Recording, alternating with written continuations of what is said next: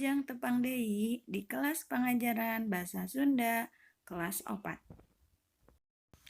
Dinten ayeuna urang rek diajar topik ngaregepkeun dongeng.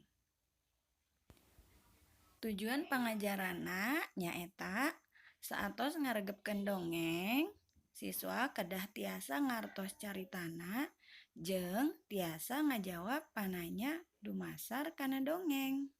Artinya, tujuan kita hari ini adalah setelah kalian mendengarkan dongeng, kalian dapat memahami isi cerita dan menjawab pertanyaan berdasarkan cerita dongeng tersebut. Nah, ayeuna mangga regepkeun dongeng anu rek dibacakeun. Atawa urang baca sasarengan. Judul dongengna Embe jeung Kelenci. Sakadang embe mani rajin, manehna rajin pepelakan. Sakadang embe boga kebon, kebonna kacida legana. Rupa-rupa sayuran dipelak. Aya cabe, tomat, oge wortel jeung kentang. Hiji mangsa usum halodo, sakadang kelenci kalaparan.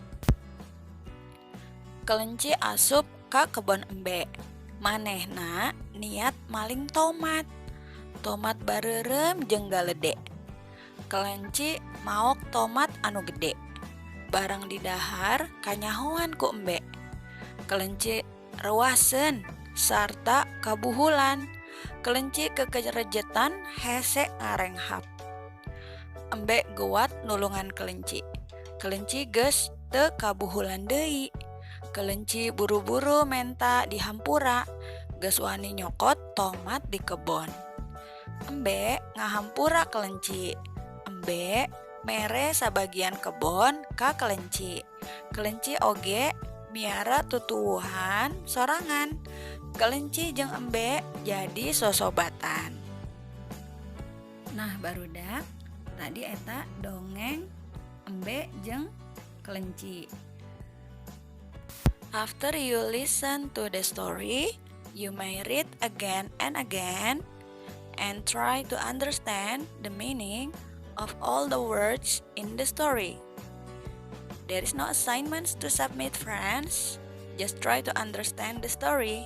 Alright? See you next week, friends.